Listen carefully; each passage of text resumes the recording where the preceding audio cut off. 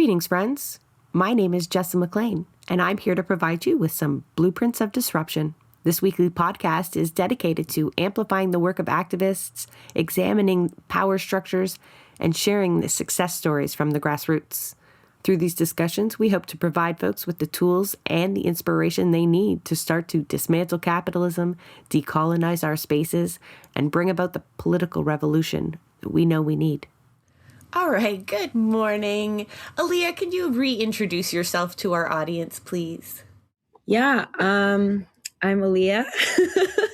I'm a organizer, artist, podcaster, and I mostly organize around the No Arms in the Arts campaign, which is pushing for notably the divestment of Scotia from Elbit Systems and also targeting other funders of genocide like the Israeli Foundation and Indigo through the arts and culture sector. You folks are doing good work. If you're listening, you can check out the show notes for an episode where Aliya really gets into that work. Surprisingly enough, we could talk about that, but we're not here to really talk about that. I mean, you can share updates, but I always find myself chuckling at your Twitter takes. But then when you're in the studio, I'm so fully absorbed in what you have to say. Like, you have a certain level of sass online that I think obviously, I'm akin to. But I really wanted to do a little bit of a report on Canadian media. There was an incident that happened recently that I think we can unpack a little bit. But then, like I said, when you joined us this morning, everyone's talking Davos right now, including Canadian media. So maybe we can unpack that as well a little bit, as well as what we can garner from their reaction. Mainstream media, they're struggling with this China New World Order. They're really struggling on how to talk about this. And I think we know why, right? They weren't ready for this paradigm shift, I don't think. So maybe we can help prepare folks for what we're experiencing. Aliya, let's start with the thing I kind of tease people with. Brian Passafiume, yes? Did I do that right? Do we have any Italians in the chat? Yeah, he apparently runs the show when it comes to covering the Hill at Toronto Sun. Right? He does a lot of work there, but he's also prolific on Twitter. And he really stepped in it, last week or the week before now. Again, there's resources linked here for you to see it for yourself if you want to. But it was around the murder of Rebecca Good. I think it just kind of really spoke to the degradation of Canadian media at this point, something that Palestinian solidarity activists are used to. But I think it's just they're expanding it. They're becoming more bold with this, some people call it misinformation even. He first posted that a clip of the video that he had and then clipped himself, right, to remove Good's statement at the beginning where she's like, I'm not mad at you. And says in the tweet that here's video of her running him down, which is anything but the sort. But it was the follow-up reply, he's engaging with other people online. And he says, in this case, the far left caught some well-deserved bullets for their miscalculation. And obviously that got a response from a lot of people. What did you think when you read something like that from someone in a position like that? I mean, it kind of, I don't know, for me, it makes sense. I mean, I guess he is technically a reporter, but if you have been watching his Twitter, I mean, he's very clearly interested. He shares known propagandistic outlets like Visegrad, their content. So obviously his the fact checking isn't really there on a good day. I think because the sort of status quo rhetoric about the quote unquote far left, which is really interesting also, the using of the term far left. Because also, what is it about this? She wasn't Black Bloc or something, she... Well, he considers, I was watching Rachel Gilmore's little video, he considers Rachel Gilmore far left. So he has a very broad spectrum. Yeah, it's like never about accuracy. It's about sort of, it's a dog whistle, essentially. Like someone becomes far left when you want to push them outside of the realm of acceptable discourse, right? So it's sort of like convenient, in the same way that people calling Justin Trudeau left or a communist or whatever, the left will argue, oh, he's not a communist, he's not left. But the purpose is not to like correctly identify what his politics are. It's about establishing him as a like outside of the spectrum of what's acceptable politically. And that's been going on for quite a while, right? It's been a slow build. But I think, there's a lot of reasons why, the title reporter or journalist or whatever means very little these days. Like one of the major things that I would point at is how many journalists have gone on these paid trips to Israel through like the Exigent Foundation and all of that. And they're not even really trying to hide it. They're doing promo about it. Like some of them, yeah, sure. You could say they're retired, like Steve Paikin or whatever. He waited until he was no longer with the agenda to go on the trip or to at least to post about it publicly.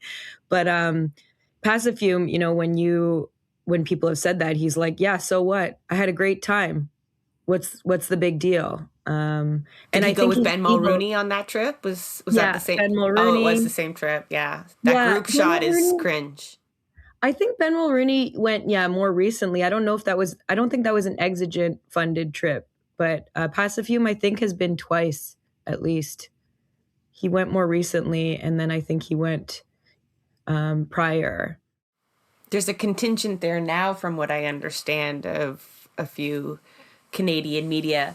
Can we consider, is there a far right media anymore then? Because I feel like there's a spectrum there as well, but you would expect this kind of rhetoric and statements not from somebody who is digesting what's happening with the Canadian federal government for its readers, right? You kind of expect that from Alex Jones kind of vibe. So like, how many Canadians are consuming this shit? Do we know? Like the readership of The Sun? Yeah, I'm not sure. Because, like, when I was growing up, it was in every restaurant. Like, I have a feeling like a lot of people, like, we could say to not take them seriously, but they're consuming that, and they're probably believing some of that, I imagine. Yeah. I mean, I think there's been like a general like tabloidization of media. So sometimes, I don't know if you like read The Sun. I sometimes read The Sun just to look at the style. And there are some pieces, especially by people like Joe Warmington, Warren Kinsella, that really read like they're in a pulpit. They really read like a sermon in a way. There is something really appealing about that rhetorical form. Like, I know that before people would talk about how tabloids, it's about like, the voice and the like word choices and it being accessible and things like that. But I think it's also, they've really developed a mode of address that's really effective. And in part, it's effective too because of the internet. So, and being able to embed tweets and posts in a way that provides you with sort of this like plausible deniability around what's real and what's not. So like an example is I was looking at the Eaton Center incident that happened in December of 2023, where someone who is protesting Zara, wearing like a full face mask, was said to have threatened a police officer and said that he'd bury him 6 feet under or whatever. Turns out, he was speaking to a Zionist agitator who had like made threats at the protesters, stepped on the Palestinian flag, like done all kinds of really disrespectful stuff. But what was interesting is to see, like I looked at on Wayback Machine, like the various versions of the Warmington story and how much it changed over the course of like developing like new details. One of the things is, they're very quick to tweet about and report before, confirmation of fact. And then they just change the story as it goes to, account for new details. So there's no trace of all the versions of it, and also referencing tweets that went out with misinfo, then just like removing those embeds, or, his first tweet about it before the story was even published. Warmington got like, 1 million views or whatever on that tweet. The tweet stays up. The tweet is like the entry point. So yeah, I think there's a lot of, I don't know, this is not even an answer to your question, but I think like there's also the fact that like their articles aren't paywalled, so yeah, you almost wish they were. This one paywall I would fully approve of. It's not just the Sun. Okay, like all the worst examples that we could give people are going to probably be with that particular publication. But we've seen even folks telling us within the CBC, or more globally, the BBC had a big report there that I thought was pretty interesting on just like the level of censorship that really then at the level that it starts to get at, starts to almost be misinformation, right? Like you're not really reporting the truth. If you're confining it within this tiny little lens, it makes you like unable to even talk about things. One of the numbers there that I just kind of read before we came on there was in all the year and a half that they had covered for the BBC reporting on the genocide in Gaza, was they were comparing how often they spoke about victims and how much time they spent on it and what words they used. And when it came to murder, they had used that word 400 and some odd times to describe the death of an Israeli, but only once to describe the death of a Palestinian, with the death toll that we know. And so it seems that, yes, maybe I'm struggling with the idea that there should be a fifth estate, that liberal ideology, that the media is there to serve a purpose, right? To provide information. I don't think I'm naive to think that there shouldn't be a bias, but I think it's gone beyond bias at this point. It's almost manipulation for a purpose rather than just kind of different perspectives. I mean, I'm just going to chime in because, as many listeners know, like I am a recent journalism student grad. And the thing that gets me about that is that holier than thou attitude that they have of claiming, and they really believe it is the damnedest thing, that they don't have a bias, that they're objective, that they're approaching things from a place of objective truth, and the way that they shame leftists who are more willing to admit that we have a bias. Like we wear it on our chest. We say this is our bias. This is what is informing the way that we're covering things. This is our worldview, and we're honest about it. But the way that they think that they don't have a bias, and then you look at their work and it's like, oh, this clearly does. And the metaphor I've always used to describe it is kind of like we don't hear our own accent. You talk to people from the same city you're from, you don't hear an accent because you're surrounded every day by that. But you go somewhere else and people say you have an accent, right? Like they don't hear their own bias. And they've shut out leftists completely. And so whenever like someone comes in that challenges that, it sounds like all they hear is an accent. They don't from us, and they think that we're the ones that are unreasonable. And yeah, it's incredibly frustrating. Yeah, I feel like I feel like there's two major kinds of professional, like I think it's about professionalization and what people do in exchange for that access to like a career in journalism. Because what's interesting is in journalism schools now, I feel like I've done a couple of guest lectures in journalism classes, or I was at Nash one year or whatever, and the students are super critical of those ideas. So it's just like, I wonder what it feels like now to, you know, be critical and then enter the job market where you have to pretend essentially that those debates like never happened. The thing is, they don't.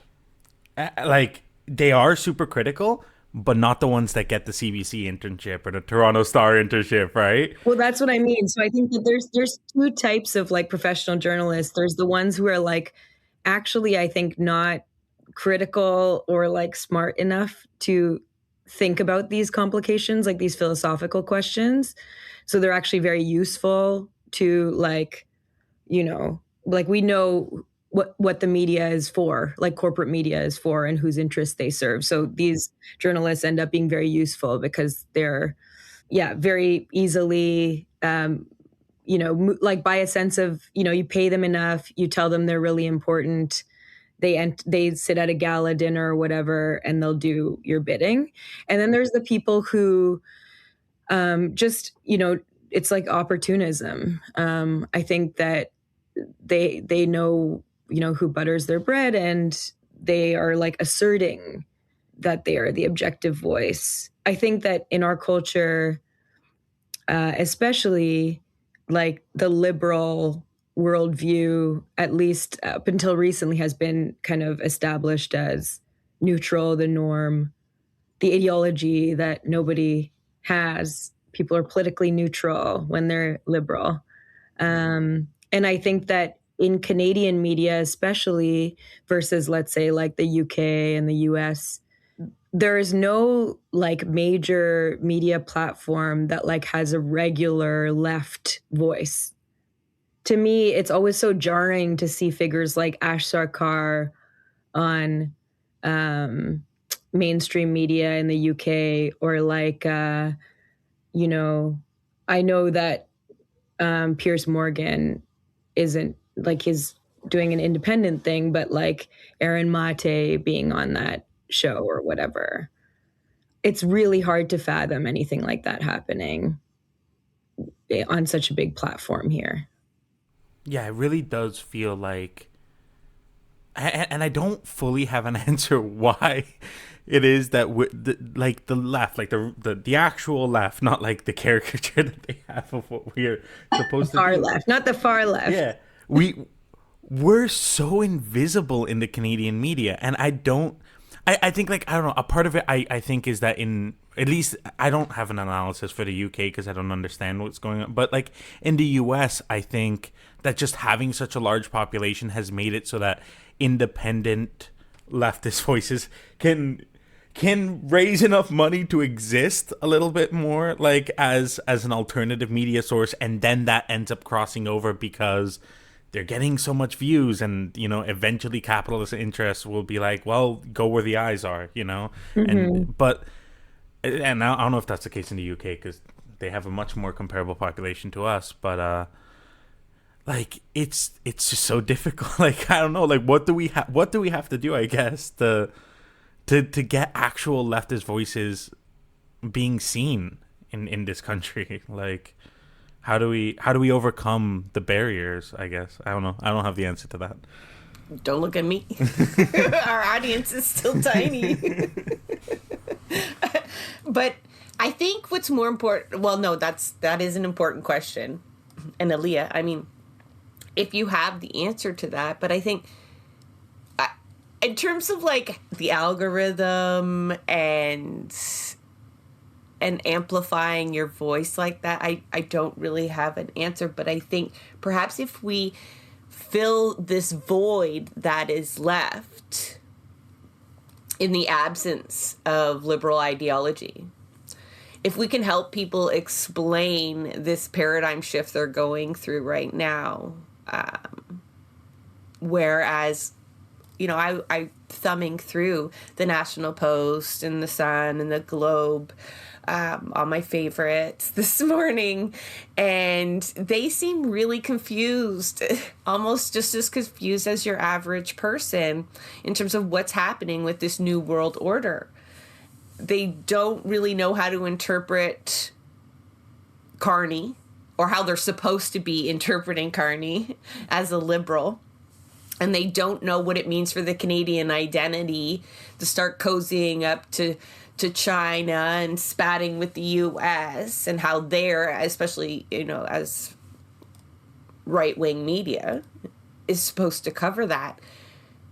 And I think in this absence, there's like discussions that really only leftists could help answer, because I don't think we've been abiding by, that we've not really fallen for a lot of this liberal ideology for some time, particularly when it comes to rules-based order for global state actors, right? Like international law, just in the last 2.5 years, but for a long time, I was watching all of this unfold, and I think it was Santiago I was talking to, just saying, I don't know how anybody teaches political science right now, especially global political science. I don't know how you open some of those textbooks and try to sell some of the theories that were tried to use to explain how states interact with each other for so long. And then doesn't Carney go on his little pulpit and say, that's exactly right. All that whole wing, you could just clear right out, because it was all a farce, and liberals completely partook in it, right? He destroyed that imagery that you were talking about them as neutral, really. Will they see it that way? And how we report on what is happening right now, I think, is going to be pretty important. I've not seen any really great takes. You did share Avi Lewis's, he was on a podcast there talking about it. I thought he was pretty close. I don't like Lewis, so I don't like saying that. It actually hurt to say it. But he got pretty close. He was still missing, I think, a little bit. Maybe I'm being picky, but what did you think, Aliya? Well, let me put that back at you. What did you feel like was missing from it? I feel like what he was great in kind of calling Carney out for his hypocrisy. I hope Carney doesn't save any face here by Trump disinviting him. He would have loved to have been on that board of peace. Don't let anybody kid you. The ruling class of these two states is still consolidating.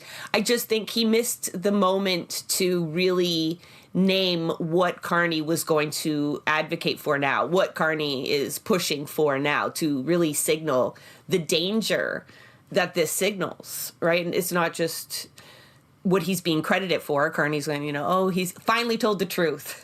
What a statesman, right? What a world leader. He owned up to it. I mean, like a week ago, he was using this to tell us why Venezuela wasn't really a big deal, because it was like this side note of international law. It's something he's been using his entire tenor so far. So they're copying to a lot, but what he's ushering in is just maybe is equally or more dangerous, right? It's a new world order that is completely always based on capital, right? State actors aren't nearly as important as trade and economy, as long as that is the priority. And I feel like that's what it's always been, but we've actually given face to the United States. That's the face we've given to this global superpower that really is the mechanics of capital, not just the state of the United States, right? Like not just their interests, but I think that's where we can fill that void, though, talking about the realities, what it always was, like market-driven based order. Yeah, I mean, on the left response, this is another thing where I've seen a couple of pieces by Luke Savage wrote a pretty good piece on Substack about it. Interpreting the Carney doctrine. And then my comrade Hassan, who works in like migrant rights stuff, wrote something on Medium that's sort of like one of my favorite formats that he tends to do is sort of like a numbered list of how the left should think about this and how it should respond. Yeah, I think what I would say is, okay, this is going to be a bit of a tangent, but I've been unfortunately consumed by one battle after another discourse and thinking about my everyday question of like, what is the character of like the left in our context in North America in the imperial core, or like the so-called left? You know, like left is always it's already a pretty vague category. But I think like was trying to think through why the discourse around one battle after another was so frustrating for me, and also so undeniably alluring to participate in on the daily. And I think part of it is that I think that I found it frustrating how the left is so sort of satisfied with acknowledgement or like very surface level acknowledgement or representation, and can tend to not actually think enough or critically enough about like a piece of media, a speech, a film, whatever, what it is doing, not like what it is showing on the surface level, but what it does, who is it for, what is sort of like underlying. And I think that especially with what I would consider, you know, like propaganda for, you know, an imperialist state, America or Canada or whatever, I think that there is a way in which we, the left, can become like enraptured a little bit by these like stirring images and not be critical enough about like, sorry, I'm going off a little bit, but basically what I think is acknowledging that the world order is fake. We shouldn't be praising it like finally he's saying it. We should be asking ourselves, why is he doing this now? And what is it doing that he is acknowledging it in this moment? Who is it for? It's not for the left. Carney's not looking at like the left in Canada and saying, I really want to hat tip to them and say, you were right all along, you know? And then, you know, there's this whole thing that happens where people are like, yeah, the left has been saying this, if only people would listen. And it's like, how is it that liberals and the right have fully entered the like, we're in the real power era, like where might is right, like you only have power if you have leverage and if you have resources and all of these things. And then the left is still like believing that somehow, you know, the left perspective should be acknowledged even though we have no power, no real power. So, yeah, I mean, my opinion about the speech is like when he's talking about, so he very intentionally right at the beginning talks about Canada as like a middle power nation. So it's like very like slippery language when he says, you know, the haves or the have-nots. You can think about it as the global South and like Western imperialist states, like through, you know, their various institutions and coalitions. Or you could think about it as like the US and Canada and like the European countries. Like you can really read it. It's kind of like it's very sophisticated in that way because it really, it's not very specific in, you know, in who it's addressing and who it's referring to. So then, yeah, and then later on he says, you know, he's talking about this like Havel story of like very intentionally like the shopkeeper's son. I don't know. Do you want to like talk about that a little bit? I don't remember the shopkeeper's son part. I'm sorry, Aliya. Oh, the shopkeeper's sign? Oh, okay, yeah. No, you should talk about it. Yeah. So basically he's like referring to this 1978 essay called The Power of the Powerless by Czech dissident Václav Havel. In it, he asks a simple question: how did the communist system sustain itself? And he talks about like a greengrocer that would put a sign in his shop window that says "Workers of the World Unite," even though he doesn't believe it and no one believes it, but he puts the sign up anyway just to like go along to get along and to be compliant.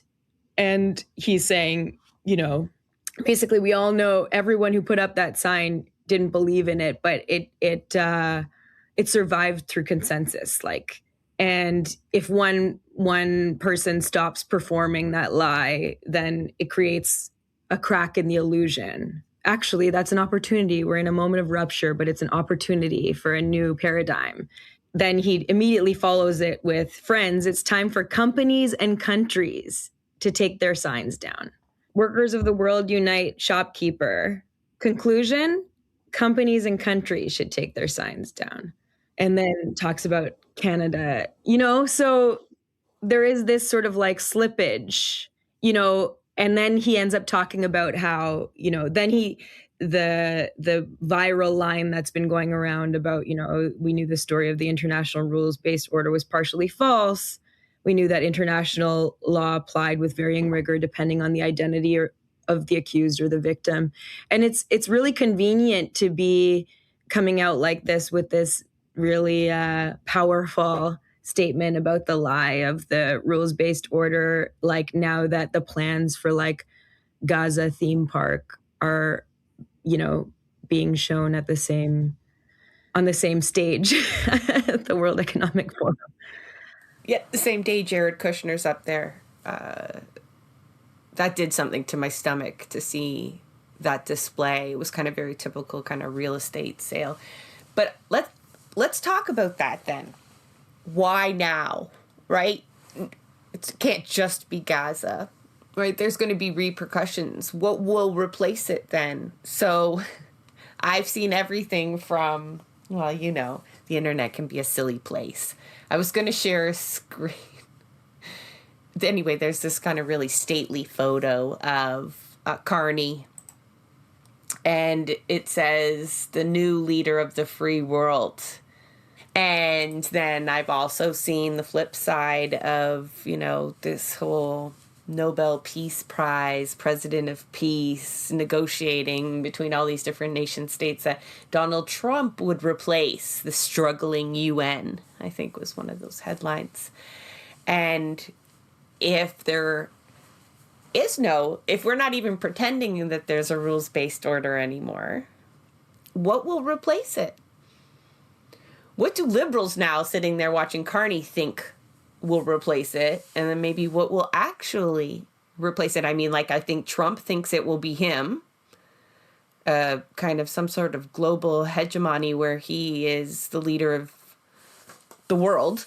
But that can't be our reality. So what is the end of taking this moment on the world stage? I believe he's speaking to Canadians for the most part.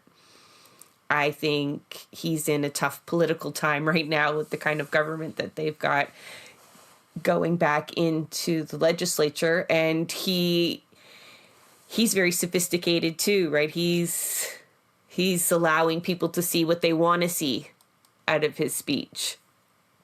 And even people who don't like him, he's getting praise for it just being so eloquent, which just reminds me of the fawning over Trudeau, you know, that we did, that just was really critical analysis. Like, anybody can have a great speechwriter. He actually kind of struggled through it at times. Like, it wasn't an Obama speech, and look what happened there. You know, the Greeks warned of great orators. Like, that's really not the credit that we should be giving folks. But, like, Aliya, like, why do you think, other than Gaza, like, I feel like they kind of already had space for Gaza, right? Like, clearly the international courts were not going to help us in this regard. Why does he want this shift? Why would a banker want this kind of shift in this moment? I mean, I think it's about like establishing I think he also says in his speech, you know, the response has been to, you know, like to this breakdown, I guess, of seeing America sort of brazenly go against tradition has caused, especially like European, like NATO states, to really cower in hopes that it would, you know, the outcome, you know, I think they've taken a very like passive stance when it comes to holding the U.S. accountable, or yeah, or even like, you know, publicly stating anything. And I think that, I mean, Carney is a sort of economic beast. Mr. Neoliberal, right? That is his mission. Yeah, exactly. Mr. Neoliberal worldwide.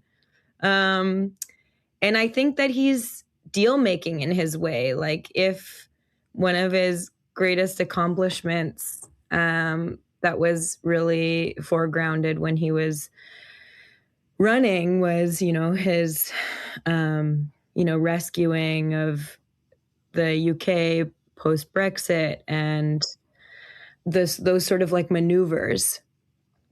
I think that, to me, this is the kind of speech that is trying to move states to a new, maybe, alliance that he has in the works. He said it. I mean, that's what New World Order means. He's very deliberate. He's repeating this phrase over and over. I feel like it'll be on the next Liberal federal election flyers. Mm-hmm.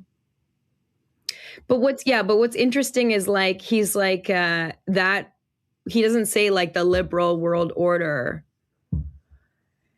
He says like the rules-based order. And then he's like, we can build a new order that embodies our values like respect for human rights, sustainable development, solidarity, sovereignty, and territorial integrity of states. So the new world order that is based on the same values as the old world order that you said collapsed. Yeah, just with an alienated superpower, right? Like it's and it's almost like this faux ostracization, right? Because they did come to a deal on Greenland after all. He's back in the sandbox with all of them.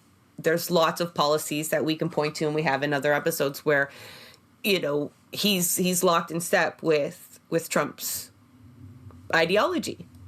But he's also taking our words. Like, I mean, human rights, fine. Solidarity. He doesn't know what that means. He doesn't know what that looks like. I mean, maybe it looks like EVs from China. It's really strange because I remember reading through the budget, and it was so anti-Russian, and again talked about values, right? Securing and exporting values, and it's like he wants to just be the next little home base for neoliberalism, or, you know, maybe free it up to never be tied to any kind of one nation state, which is like a banker's dream, right? They don't like borders when it comes to trade and capital. That's actually that's red tape and barriers to them. So this further globalization that just doesn't have the U.S. as, you know, the sole operator of. But again, I think that's just false pretenses as well. As powerful as the United States are, they're still driven by capital, right? And those needs. Those are the priorities we're seeing play out, with some exceptions. I mean, Trump's making some moves that I can't understand, not that I'm an economist, but from an economic point of view, from a political view. I scratching my head sometimes. This is like my hunch is that the thing that Carney like maybe was over the line for Carney and made him like shift alliances is Trump's unpredictability or something. Like that's probably the most offensive thing to Carney. Not act like he's framing it as a difference of values. But he's a banker. The left should recognize that fundamentally their interests are aligned. Absolutely. It's like he sees the Canada as a company. And a lot of conservatives liberals believe that's how you should run it, right? That's an efficient way to run things. And so, yeah, it would probably be hard to convince him to continue to deal with such an unpredictable trade partner. Tariffs on, off, just the headache alone of having to respond and adjust and what that would mean to your market. Like a banker, that's not good news. So it's absolutely more stable to not have to use kind of just old alliances as the reason to put up with this kind of shit. But he's such a vengeful man, though.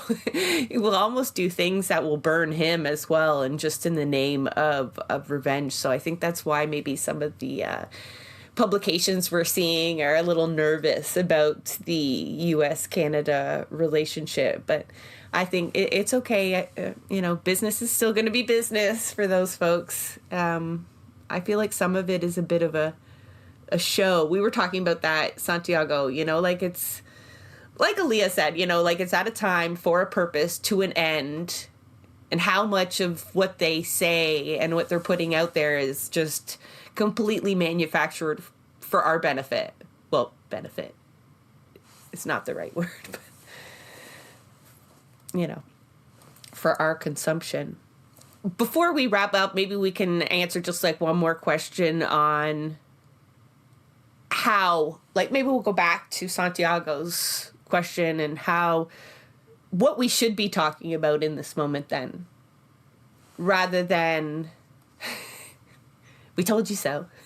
I fall into that trap, Aliya. I heard myself in that, because you're so often we've been saying, I had Dimitri. I remember that episode with Dimitri Lascaris where I felt bad. He's a human rights lawyer. He's hinging a lot of his discussions on international law, and I'm like, but it's not real. It's really. Do you really think that's going to help you? And every time we had him in, he'd kind of, yeah, I think so, probably not. And I think he got to this fuck this kind of point at this point, but it was just for so long. It's really not been the reality. And so what does that mean? How can we now start talking about Venezuela if it's not, hey, U.S. clearly broke international law, right? How does it then define some of these discussions that we've fallen into that trapping of hinging it on liberal ideology to have those discussions? Can we now just frame it as we would? Are we free now? Can we open up new theories to people? Will they be more receptive now that Carney has admitted that a lot of that was a farce? Oh God. Yeah, I mean, I think one thing that's important that I think we all need to accept is, when we want to believe in the idea of something like an international law, like that there are rules to the game, I think a part of believing in it is this idea that, okay, all we have to do is then be the ones that are in control of that. Like, if we elect the right person to the right place, then the rules, will be followed, and we're waiting for heroes, and we're waiting for the right person to come along, right? But I think when you accept and really accept that it's an illusion, and it's not just international law that's an illusion. It's, to be honest, it's our democracy's an illusion. I think we've all experienced that enough in Canada. What happens when someone with actual values challenges? Well, maybe they get expelled from a party. Maybe they pull all the stops. The point being is that these rules and these procedures created by this liberal society that we live in, they're not going to be what saves us, right? We're not going to be saved within that. So then, and I'm not going to answer this question, but then it's okay, then what does save us, and what do we do? And I think I'm not answering it because I don't believe that there's a singular answer to that. But I think that the more of us that start asking ourselves that, the closer we get to finding, to finding what we actually need to do. Yeah, I agree. I think that, if everybody's saying we're like entering a real power era, what gives the left real power is the people, right? The like power of the masses. That's always been the equation. Like recognizing that, mass movements, mass politics, that, the working class being united around common struggle. Don't need to say it to the audience of this podcast, but I think that like it's about being more aware of when our analysis is appealing to these like liberal ideals. If we're not asking ourselves the right questions, if we're saying, Venezuela is wrong because it violates international law, which I've seen a lot of left organizations reference that. And I think one good thing is that, maybe it will make people think again before, appealing to these structures that Carney has said, like those are dead. So I think it's like understanding the difference between, even on the level of like movements, understanding the difference between like a boycott as an appeal to a certain values versus like expecting like an institution to adhere to its purported values, its policies, its whatever. Oh, pointing out hypocrisy. Well, you're doing this for Russia and Ukraine. How come you can't apply the same logic to Palestine, Israel? And instead of being a left that points out hypocrisy or says, I told you so, how do we actually put that energy into like both recognizing how weak we are in a real power era in this context and how like what there is to be built? Like just having a kind of like humility, return to basics. Like let's take for granted that like we don't have the leverage right now. What do we need to sort of slowly build that project up again over time with like a clear-eyed perspective that isn't based in like magical thinking about how these so-called shared values that we have also been taken by, I think. How could you not, right? It's hard. You're fully absorbed by it. And I feel like we're often forced to argue on other grounds, right? To meet people on their battlefield and use their terminology. And maybe sometimes in the hopes that they'll understand. Like the appeals to emotion happen as well. But yeah, I think I will struggle sometimes on how to talk about some of these things. Keeping that in mind because we reinforce it too when we use that, right? When we go there rather than opening up different avenues of discussion, we end up reinforcing that ideology and then kind of left holding the bag. Yeah. A little bit. And also like there aren't these, major institutions that are sort of giving us analysis and action. So then we're left with sort of like, okay, organize, or, or like it feels more clear to reference like a process or a system or a policy or a structure, international law framework that is well established. And I think that our job as the left in some way is to take the people, like the liberal, like I always try to remind people that I think Palestine mostly affected people with a liberal, like when people get impatient with some of the things that liberals are saying or doing around Palestine, I'm like, remember that if you didn't have like a left worldview or perspective before Palestine, like how much of a jolt it would be to see this happen, like these ideals that you ascribe to, that you believed that these institutions were defending, that you believe that the Canadian state had these particular like humanistic ideals and that, you know, genocide was a red line.